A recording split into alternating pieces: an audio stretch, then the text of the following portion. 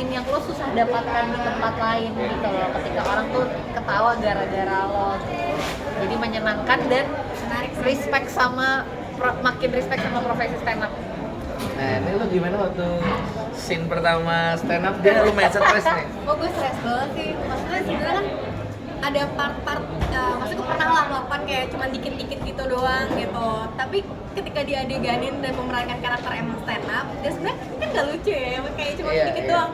Tapi penonton yang ekstras, teman-teman ekstrasnya juga kayak dia nungguin, dia kayak benar nungguin dia akan lucu ya gitu. Itu gue ngulang-ngulang sih jujur, karena nggak segampang itu sih stand up gitu. Kayak kita punya materi menurut kita lucu, terus nggak tahu menurut orang gimana gitu. Dan ada hawa gue lebih ke ngelenong ya daripada ke stand up, lebih kayak kok nggak ketawa sih bang, lebih pengen kayak gitu daripada harusnya kan nggak kayak gitu stand up gitu. Suka sama seneng. Ya kalau aku sebenarnya yang menulis ini juga karena aku ngedance, teateran, kayaknya semua tuh dicoba bisa gitu, tapi Berarti bisa nih stand up. Iya, bisa. justru itu Sejuta dia atau stand up dulu tuh sih. kenapa sulit banget ya gitu, ya karena mengetahui itu sulit, jadi ya kayak ya punya respect yang lebih ke teman-teman stand up, kayak bahkan lo naik ke panggung dan gak lucu aja buat gua lo keren.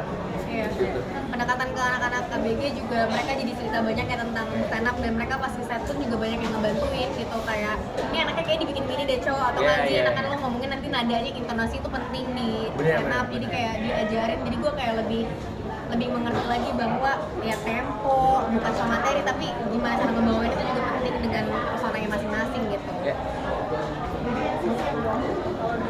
Bisa. Ada gitu ya. Ada gitu ya. Kita hidup kita cobain dulu ya. Tapi belum sekarang, tapi akan bisa aja. Materi sih banyak ya kayaknya. Materi sih banyak. Materi udah banyak dia Materi mah. banyak pasti. Bisa dia. Bisa ini mah. Sebagai karya Iya. ekspektasi apa sih? Pas di depan dia.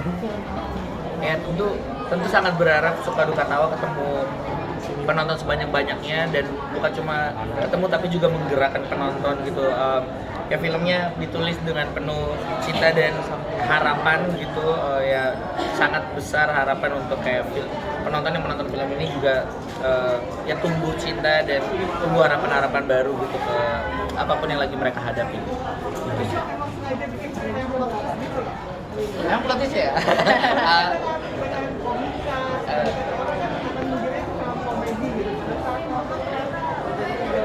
Padahal udah ada jelas banget loh di judulnya tuh. Di trailer kan juga ada yang kayak Iya. this is not a comedy film gitu.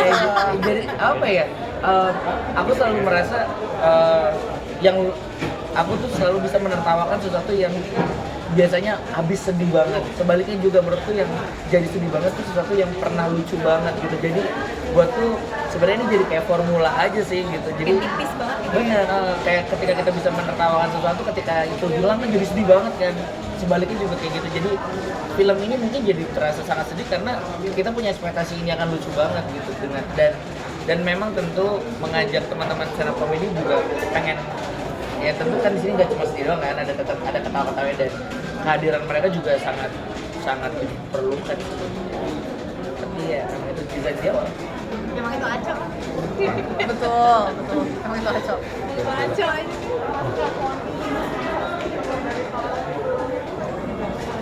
Iya, jadi kayak ya kan kita sering lihat ya di video-video hidup tuh terlalu rumit dan sibuk masing-masing, jadi kayak aku senang nyelipin hal-hal kecil kayak gitu lah di dalam film.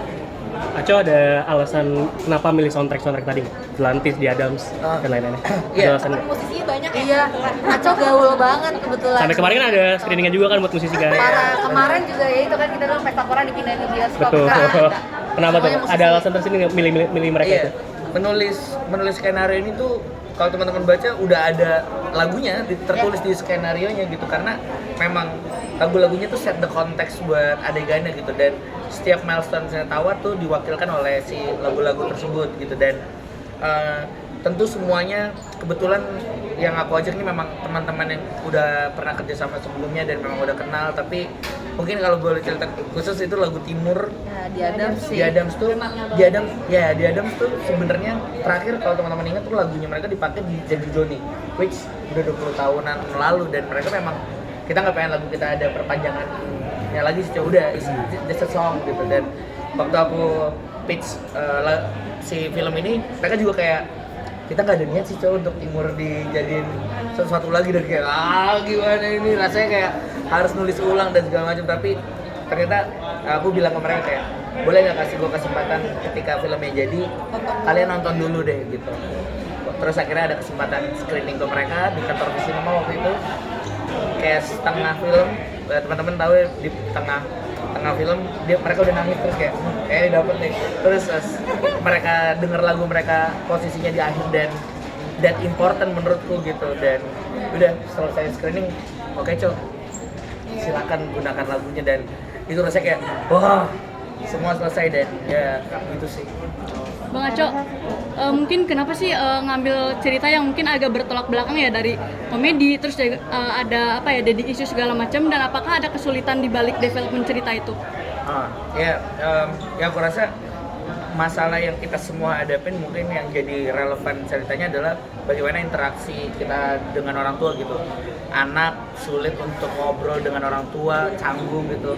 Orang tua juga punya kesulitan untuk mengungkapkan kasih sayang ke anak. Itu tuh sesuatu yang kayaknya relate ke kita semua gitu. Nah, aku rasa tuh komedi harusnya bisa jadi sesuatu yang apa ya, yang menyembuhkan itu gitu. Karena buatku orang yang sering menutupi lukanya dengan komedi, harusnya komedi juga bisa untuk itu gitu. Bagaimana dengan bercanda harusnya kita jadi bisa lebih cair ngobrol sama orang tua juga bisa kayak gitu ke anak gitu. Tentu di level tertentu, di level yang tepat ya, jangan sampai jadi kayak keset yang jadinya kebanyakan bercanda gitu. Jadi makanya buatku komedi itu sangat penting, tapi juga bisa jadi kayak pisau bermata dua gitu, bisa jadi membuat kita orang yang lebih penuh cinta dan berempati, tapi juga bisa menyakiti orang lain sih ketika lo terlalu banyak menggunakan itu.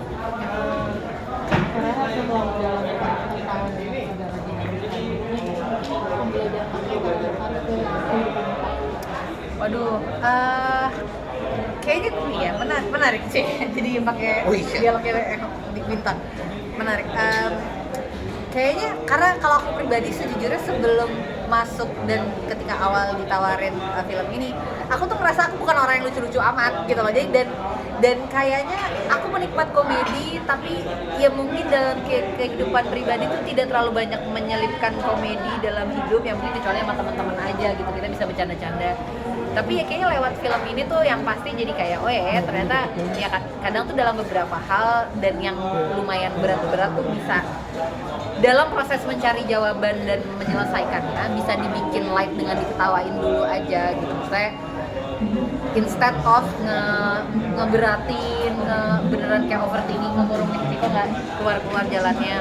Sama menurutku kalau aku pribadi tuh jadi lebih apa ya, jadi lebih punya kesadaran untuk oh iya ya, ternyata maksudnya ya aku masih ada orang tuaku, masih ada bapakku, tapi aku juga ternyata jarang itu loh untuk ngontek bapakku duluan gitu. Karena kan kayaknya kalau perempuan tuh semakin dewasa mungkin secara isu, secara masalah tuh lebih dekat sama ibu, kayak problem-problem tuh yang relate tuh sama, dan bapak tuh kayak somehow tiba-tiba entah karena emang kita